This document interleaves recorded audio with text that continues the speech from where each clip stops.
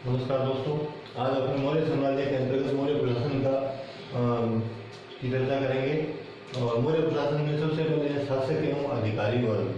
तो जो मेगस्थनीज और कौटिल्य जो थे, उन्होंने दोनों ने ही अपनी अपनी साहित्य के अंदर, यानी मेगस्थनी ने इंडिका में और कौटिल्य ने अर्थशास्त्र के अंदर मौर्य साम्राज्य की जो नगरीय प्रशासन है उसके बारे में वर्णन किया है।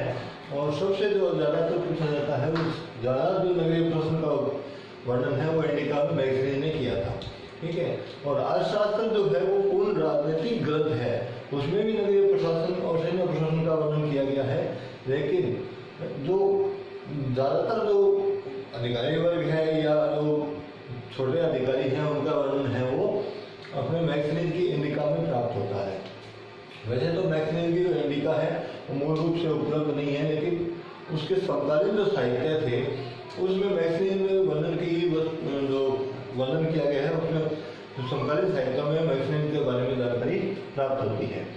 तो जो कौटिल्य की अर्थशास्त्र है उसमें कौटिल्य ने ये बताया है कि मौर्य साम्राज्य के अंदर उसने एक सिद्धांत दिया था, सप्तांग सिद्धांत। यानी उसने ये कहा कि किसी भी राज्य को चलाने के लिए उसके 7 अंग होने चाहिए और उन 7 अंगों के आधार पर ही हम एक बहुत अच्छे प्रश्न का उपयोग कर सकते हैं। तो कौटिल्य ने अपने अर्थशास्त्र में सप्तांग सिद्धांत का वर्णन किया है। और वो सप्तांग सिद्धांत में वो कौन कौन से अंग सम्मिलित हैं? राजा, अमात्य, जनपद, दुर्ग, कोष, सेना और मित्र। कौटिल्य ने यह कहा है कि एक राज्य को चलाने के लिए राज्य होना चाहिए और उसकी सहायता के लिए एक मंत्री होना चाहिए जिसको अमात्य कहा जाता था। और जहाँ पर वो जिस राज्य में वो कर रहा है, जिस राज्य में वो प्रशासन कर रहा है, शासन कर रहा है, उसको उसमें जनपद यानी छोटे छोटे जनों को मिलाकर के एक जनपद का निर्माण होना चाहिए जिसपे कि वो वहाँ शासन कर सके, उचित व्यवस्थाएं कर सके। और जनपद में रहने वाले जो जनता है उनको रहने वालों के लिए या राज्य के लिए या जो शासक है उसके लिए दुर्ग का निर्माण होना चाहिए। और इन सब के लिए सबसे महत्वपूर्ण चीज़ वो है कोष। कोष होना चाहिए, कोष नहीं होगा तो वो कुछ भी नहीं कर पाएगा। और बाहरी विदेशी या बाहरी जो शत्रु है उनसे रक्षा करने के लिए सेना का निर्माण होना चाहिए। और उसने कौटिल्य ने ये भी कहा है, कौटिल्य ने ये भी कहा है कि आप जितने दुश्मन बनाते हो उतने और आपके पास मित्र होने चाहिए। तो सबसे जो महत्वपूर्ण बताया उसने मित्र को बताया है, यानी मित्र भी होना आवश्यक है। अब बात करते हैं अधिकारियों की। तो वैसे तो जो है मौर्य साम्राज्य में 18 अधिकारी थे। मंत्रिमंडल जो था, मंत्रिमंडल मौर्य प्रशासन का, उसमें 18 अधिकारी थे। उनको तीर्थ कहा जाता था। उनको क्या कहा जाता था? तीर्थ कहा जाता था। ठीक है। हम यहाँ मेन अधिकारियों की बात करें जो परीक्षा की दृष्टि से महत्वपूर्ण वो पूछे जाते हैं। जैसे मंत्री था प्रधानमंत्री, जो राजा की सहायता के लिए हमेशा मतलब दरबार में रहता था और उसको सलाह वगैरह भी देता था। पुरोहित जो धार्मिक कार्य होते थे उस समय मौर्य काल में जो धार्मिक कार्य थे उनका जो मेन अधिकारी या प्रधान था वो था पुरोहित। मौर्य साम्राज्य में वस्तुओं का आदान प्रदान करने के लिए या वस्तुओं को बांटने के लिए जैसे कि रसद और या उसको नापतोल करने के लिए जिस अधिकारी को नियुक्त किया गया था वो था पोतवा अध्यक्ष। ठीक है। तो सीता अध्यक्ष, कृषि अधिकारी। ठीक है। अब ये जो है, वैसे तो अपनी बात करें यहाँ भाषा में जिनको आसान लिखना याद रखना आसान है। ठीक है। और जैसे सीता अध्यक्ष है, पुराने कथों में कहा गया कि जो सीता थी वो अपने जमीन में हल चलाते समय मिली थी किसी पात्र के अंदर। तो जो हल चलाते हैं वो अपने कृषि के लिए चलाते हैं, जमीन में यानी खेत में बुआई के लिए चलाते हैं। तो उस आधार पर हम इसको सीता अध्यक्ष को याद रख सकते हैं कि वो कृषि अधिकारी था। ठीक है। पणियाध्यक्ष, पणि जो है, पणि शब्द व्यापारी के लिए उपयोग किया गया। व्यापारी, पणि शब्द व्यापारी के लिए उपयोग किया गया है, इसलिए पणियाध्यक्ष यानी पणियों का जो अध्यक्ष है वो कौन है? व्यापारियों का अधिकारी। आगे बात करें 6 नंबर की, समाहर्ता राजस्व और संग्रहीता कोषाध्यक्ष। इसमें आपको थोड़ी सी दिक्कत है याद रखने की। ये इसका आसान तरीका यही है कि जो राज्य से आय प्राप्त हो रही है, राज्य से हमें जो भी आय प्राप्त हो रही है वो हम उसको उसकी व्यवस्था करने के लिए, उसको सही ढंग से व्यवस्थित करने के लिए जिस अधिकारी की नियुक्ति की गई थी वो था समाहर्ता। अब उसने राजस्व प्राप्त कर लिया, उस राजस्व को कोष में जमा कराएगा, तो उस कोष की व्यवस्था को देखने के लिए संनिदाता यानी कोषाध्यक्ष की नियुक्ति की गई थी। अंतर्पाल और अंतर्वर्षी, इनमें भी थोड़ा सा कंफ्यूजिंग है। अंतर्पाल से हम सोचते हैं कि जो आंतरिक जो महल है उनका रक्षक नहीं, अंतर्पाल जो सीमाओं के दुर्ग बनाए गए थे रक्षा के लिए, उनका जो अधिकारी था मैन वो अंतर्पाल था, और आंतरिक महलों की जो रक्षा करता था या रक्षक था वो अंतर्वर्षी था। ठीक है, उस समय नौसेना भी महत्वपूर्ण एक सेना थी, और नौसेना का जो अध्यक्ष था उसको नवाध्यक्ष कहा जाता था, लक्षणाध्यक्ष, मुद्रा और टकसाल अधिकारी। ठीक है, अब मुद्रा और टकसाल अधिकारी जो है ये क्या करता था, मुद्रा जारी करने, सिक्के जारी करता था, ये सिक्के जारी करता था। जो है मुद्राध्यक्ष है वो सिक्के जारी करता था। ठीक है, अब सिक्के जारी करने के बाद में इनकी जांच भी करनी पड़ती थी, तो सिक्कों का जो सिक्कों की जांच जो करनी पड़ती थी वो करता था रूप दर्शक, रूप दर्शक। ठीक है, तो 13 नंबर जो है वो था सिक्कों की जांच करने वाला अधिकारी, रूप दर्शक। ठीक है, तो इनमें अपना ध्यान रखना है कि सिक्के जारी करने वाला तो लक्षणाध्यक्ष है, लेकिन उनकी जांच करने वाला जो अधिकारी है वो रूप दर्शक है।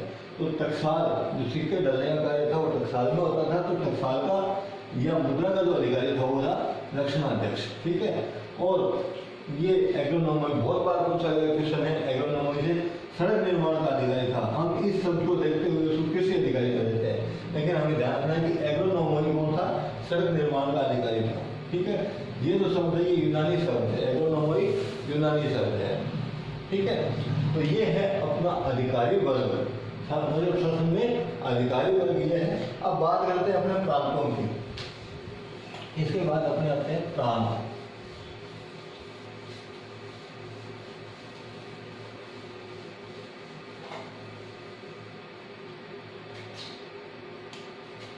इसके बाद है अपने प्रांत। इस समय कई प्रांत थे, लेकिन मुख्य मुख्य प्रांत जो है वो है पहला उत्तरापथ। उत्तरापथ, उत्तरापथ का मतलब है कि उत्तर में जो प्रांत था वो था तक्षशिला। तक्षशिला पाकिस्तान में है वर्तमान के अंदर। ठीक है, दूसरा है दक्षिणापथ। दक्षिणापथ, अब दक्षिणापथ में क्या है, दक्षिणापथ दक्षिण में था, इसलिए ये था सुवर्णगिरी। सुवर्णगिरी, दौलताबाद, महाराष्ट्र। दौलताबाद महाराष्ट्र। ठीक है, तो ये सुवर्णगिरी, इसमें आपको एक ऑप्शन जालौर भी मिलेगा, इसमें ऑप्शन आपको जालौर भी मिलेगा। जालौर ऑप्शन में अपने को जालौर नहीं करना है, इसको अपने को जालौर नहीं करना है, जालौर भी नहीं है, दौलताबाद में है दक्षिणापथ। ठीक है, ये अपने राजस्थान का ये चीज नहीं है। सुवर्णगिरी, दौलताबाद, महाराष्ट्र, ये देखें अपने को ध्यान रखना है। 3 नंबर था मध्य प्रांत। मध्य प्रांत ये था पाटलिपुत्र। पाटलिपुत्र, वर्तमान में इसको पटना कहा जाता है, वर्तमान में इसे क्या कहा जाता है, पटना। और जो मेगस्थनीज था, मेगस्थनीज, उसने इसको क्या कहा है, पॉलीग्लोथम। एक क्वेश्चन बेहद बार पूछा गया है कि मेगस्थनीज ने पाटलिपुत्र को क्या कहा है, पॉलीग्लोथा। 4 नंबर पे अपने बात करें तो है अवंती राष्ट्र। अवंती राष्ट्र। ठीक है, अवंती राष्ट्र जो है वो उज्जैन को कहा जाता है, उज्जैन। अवंती राष्ट्र किसको कहा जाता है, उज्जैन को कहा जाता है। और 5 नंबर पे अगर अपन बात करें तो वो है कलिंग, इसको तोसली या तोसाली कहा जाता है, तोसली या तोसाली कहा जाता है। तो मुख्य मुख्य प्रांत ये थे उत्तरापथ, तक्षशिला, सुवर्णगिरी, दक्षिणापथ, मध्य प्रांत पाटलिपुत्र जिसको मैक्सवेल ने पॉलीग्लोथा कहा है, और अवंती राष्ट्र जैन, कलिंग, तोसली या तोसाली, तो ये प्रांत है। अब बात करें अपने न्याय व्यवस्था की।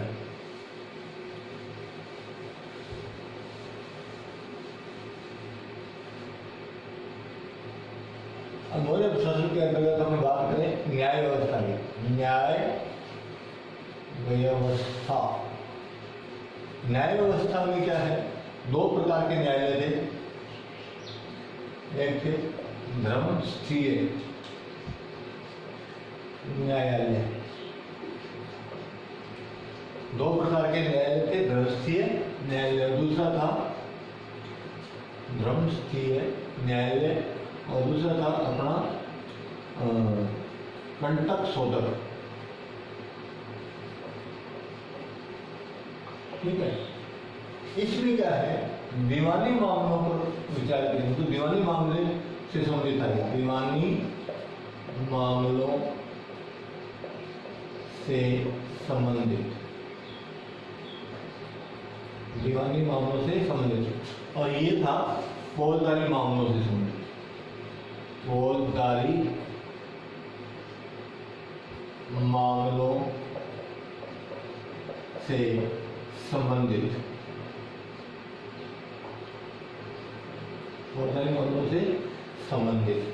ठीक है, दो थे ये, धर्मस्थीय न्यायालय और कंटक शोधक न्यायालय। ये दीवानी मामलों से था, ये फौजदारी मामलों से। दीवानी मामले राजस्व से संबंधित होते हैं, दीवानी मामले राजस्व से संबंधित होते हैं।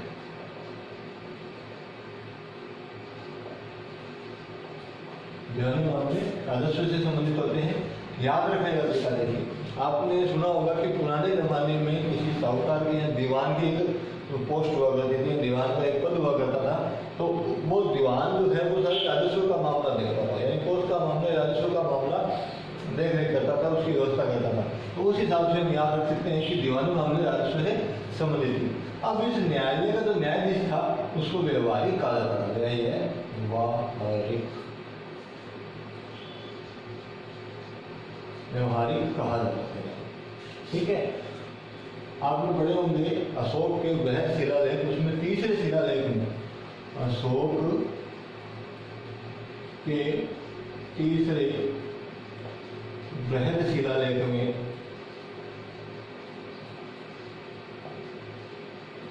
अशोक का जो तीसरा बृहद शिलालेख है उसमें न्यायाधीशों को राजदूत कहा गया है, राजदूत। ठीक है, अशोक ने अपने शिलालेखों में न्यायाधीशों की नियुक्ति को क्या, न्यायाधीशों को क्या कहा, राजदूत, यानी राजदूतों की नियुक्ति, ये तीसरे शिलालेख से संबंधित है। लेकिन यहाँ जो दीवानी मामले, धर्मस्थीय जो न्यायालय थे उसमें दीवानी मामलों को देखने के लिए जो न्यायाधीश था, ये था न्यायाधीश। न्यायाधीश कौन था, व्यवहारिक। अब यहाँ बात करें तो ये था जो आपराधिक मामले थे, आपराधिक मामले जो थे वो फौजदारी के अंतर्गत आते हैं।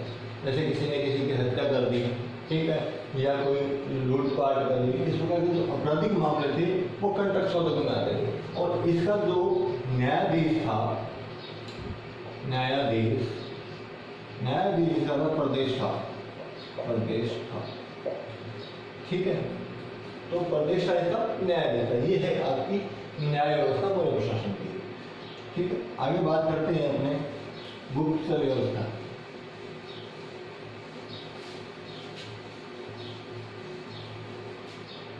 नेक्स्ट है गुप्तचर व्यवस्था। गुप्तचर व्यवस्था में क्या है, दो प्रकार के गुप्तचर थे, संस्था या संस्थारा। एक संचारा, दो प्रकार के ये गुप्तचर थे। ये जो गुप्तचर थे ये एक ही स्थान पर रहकर कार्य करते थे, एक ही स्थान पर रहकर गुप्त सूचनाएं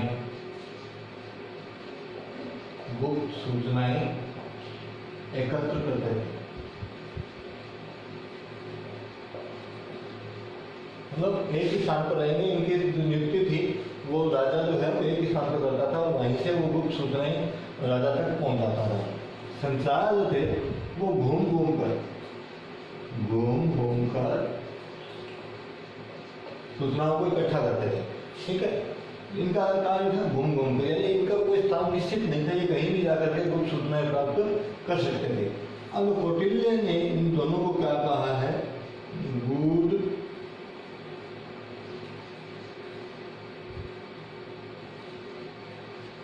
पुरुष। कौटिल्य ने इनको कहा है गूढ़ पुरुष। कौटिल्य ने इनको कहा है गूढ़ पुरुष। ठीक है, तो ये थी आपकी मौर्य प्रशासन में गुप्त व्यवस्था। ठीक है, इसके बाद में जो अपने बात करते हैं वो है कर, व्यापारिक कर।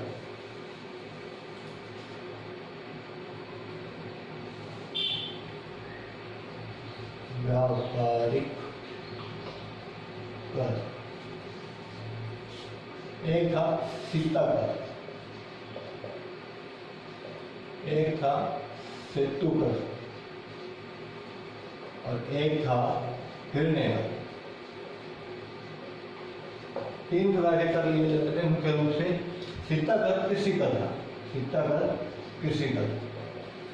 ऐसे तो बहुत प्रकार के थे, लेकिन जो मुख्य रूप से पूछे जाते हैं वो ये है कि एक तो था सीता कर और एक है सेतु कर। सेतु कर जो है वो था साग सब्जी पर लगने वाला, साग सब्जी पर लगने वाला कर।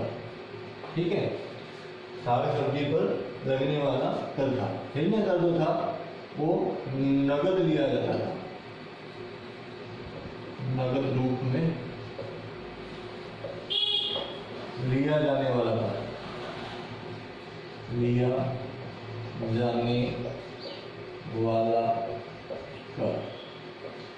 ठीक है, सीता कर कृषि कर था, साग सब्जी जो कर था वो सेतु कर था, हिरण्य कर नगद रूप में लिया जाने वाला कर था। ठीक है, ये थे आपके व्यापारिक कर। अब बात करते हैं व्यापारिक अधिकारियों की।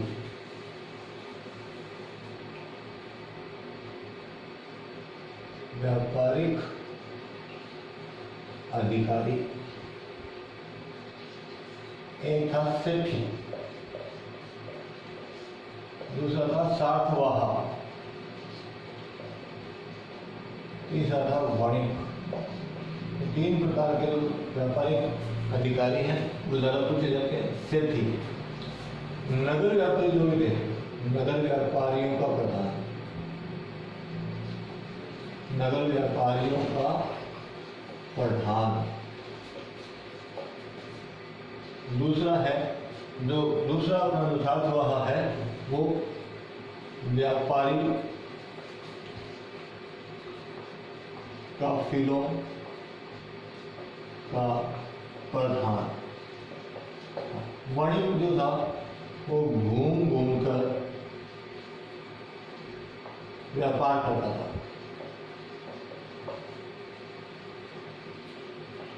यानी जो ये वणिक जो है वो एक स्थान से दूसरे स्थान पर जाकर के व्यापार किया करता था। ठीक है, ये थे अपने व्यापारिक अधिकारी। अब बात करते हैं अपने अन्य महत्वपूर्ण तथ्यों की। कुछ एक अन्य महत्वपूर्ण तथ्य हैं, अन्य महत्वपूर्ण तथ्य। अन्य महत्वपूर्ण तथ्य में जो सबसे पहला तथ्य है वो ये है कि सबसे पहले जो तथ्य है वो ये है कि जो मैगस्थनीज है उसने सैन्य और नगरीय प्रशासन की समितियां बनाई।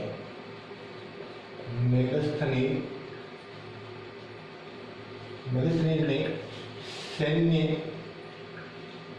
व नगरीय प्रशासन की समितियां,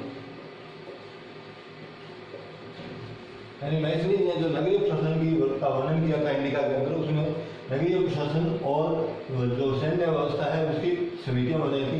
इसने सैन्य की भी 6 समितियां बताई, सैन्य व्यवस्था जो थी उसकी भी 6 समितियां बताई, और नगरीय प्रशासन प्रशासन था, उसकी भी 6 समितियां बनाई गई। अब इन दोनों में प्रत्येक समिति में 5 अधिकारी होते थे। प्रत्येक समिति में 5 अधिकारी थे। तो 6 समितियों में, अगर एक समिति में 5 अधिकारी हैं तो 6 समितियों में 30 अधिकारी थे। ये क्वेश्चन कई बार पूछा गया है। 6 अधिकारी थे, यानी एक जो 6 समितियां हैं प्रत्येक में 5 अधिकारी थे, तो 6 समितियों में 30 अधिकारी थे। यानी सैन्य व्यवस्था की जो 6 समितियां थी उसमें भी 30 थे और नगरीय प्रशासन में भी 30 अधिकारी थे। ये प्रश्न पूछा गया कितने अधिकारी, तो कुल कितने अधिकारी थे नगरीय प्रशासन की जो समितियां थी उसमें कितने अधिकारी थे? 30 अधिकारी थे। ठीक है, आगे अगर अपन बात करें तो इसमें जो व्यापारिक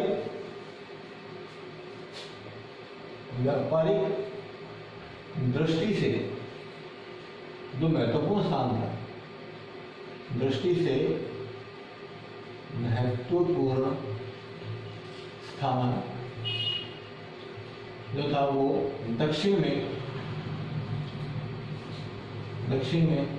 प्रतिष्ठान नामक से स्थान था। प्रतिष्ठान, जिसको पैठन भी कहा जाता था, इसको पैठन भी कहा जाता था।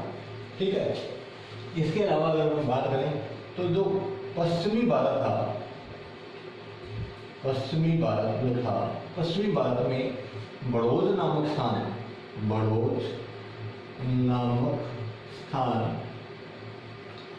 जो है वो बंदरगाह था।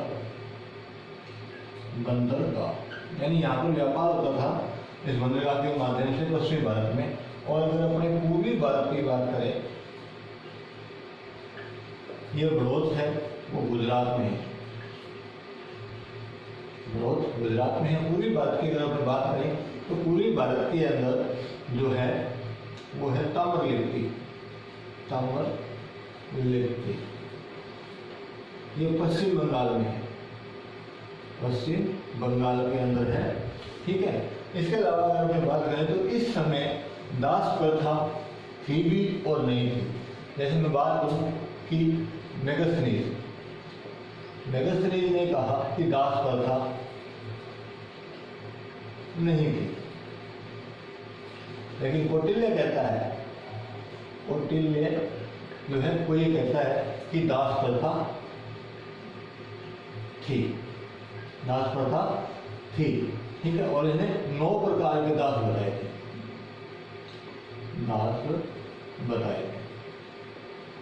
अर्थशास्त्र में 9 प्रकार के दास बताए हैं कौटिल्य ने।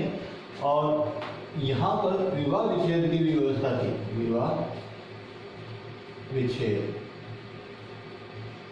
विच्छेद को मोक्ष कहा जाता था। विवाह विच्छेद को मोक्ष कहा जाता था। ठीक है, इसके अलावा एक चीनी यात्री आया था फाहयान। चीनी यात्री आया था फाहयान। चीनी यात्री फाहयान ने यह कहा कि जो अशोक के महल हैं, अशोक के महल, वो महल देवी देवताओं से निर्मित है, देवी देवताओं द्वारा निर्मित है। ये कोटेशन कई बार पूछी गई है कि अशोक के महल देवी देवताओं द्वारा निर्मित हैं। ये किसने कहा है? चीनी यात्री फाहयान ने कहा है। ठीक है, आज की इस मौर्य प्रश्न में इतना ही। तो ये यहाँ पर अपने मौर्य प्रश्न का टॉपिक खत्म होता है। अगर आपको वीडियो पसंद आए तो लाइक करें, शेयर करें और सब्सक्राइब करें। धन्यवाद।